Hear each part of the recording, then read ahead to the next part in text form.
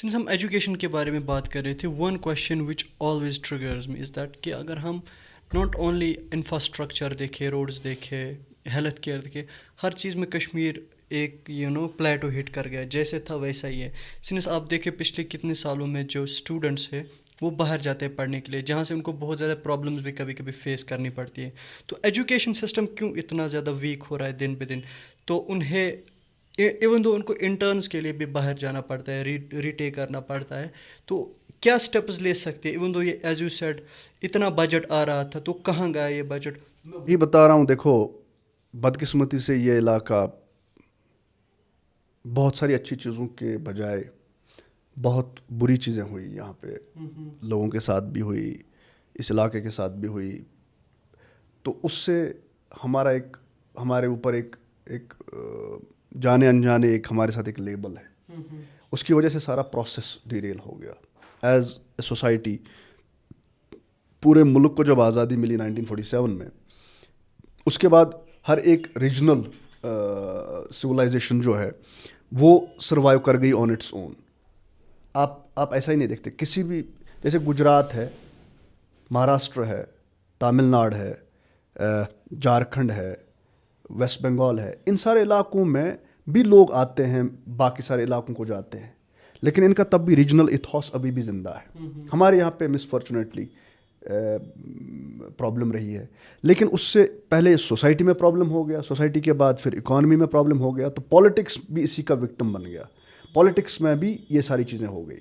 اور پھر جب پاور کوریڈورس کے ہاتھ میں سب کچھ ملا، ایک ایسا بھی ٹائم تھا یہاں پہ کہ آپ فرام لکشری موڈ آپ سروائیول موڈ میں چلے گئے. ایسے حالات تھے یہاں پہ. ایسی سچویشن میں کون لکشری چاہتا تھا جب حالات خراب تھے، اتنے سارے حالات خراب تھے. تو اب وہ ٹائم صحیح ہے، اگر آج نہیں ہو رہا ہے تو کبھی نہیں ہوگا.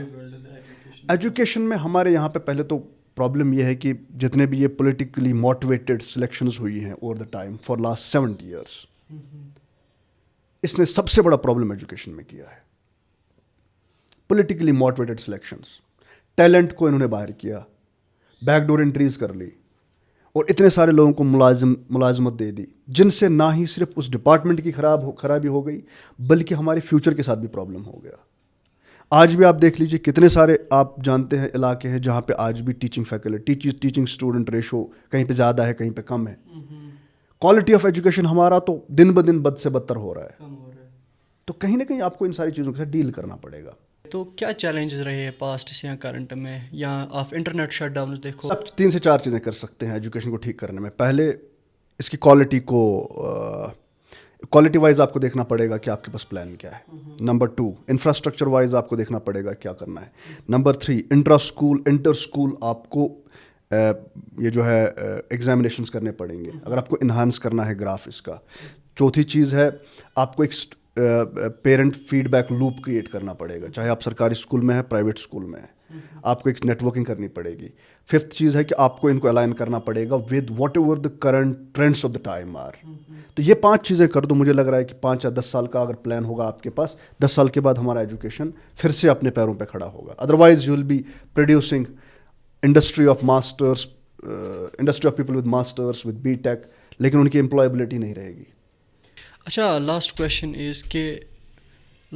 از کہ جموں کشمیر اپنی ڈیولپمنٹ کو کیسے آپ ریبلڈ کر سکتا ہے اوور آل ڈیولپمنٹ میں، whether it's education, whether it's employment, whether it's infrastructure, health care.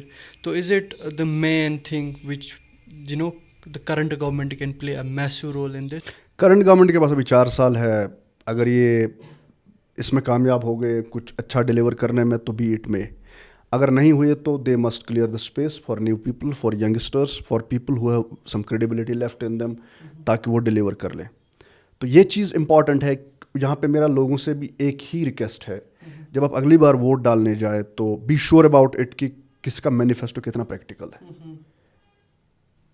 یہ ہر ایک نکڑ، ہر ایک چوراہے، ہر ایک گھر، ہر ایک جگہ ڈسکس ہونا چاہیے کہ کس کا مینیفیسٹو کتنا پریکٹیکل ہے، کون کتنا ڈیلیور، کسی کتنی کیپیبلٹی ہے، کس کا کتنا سالڈ پروف پلان ہے اس سوسائٹی کو، اس علاقے کو، جموں کشمیر کو آگے لے جانے کا.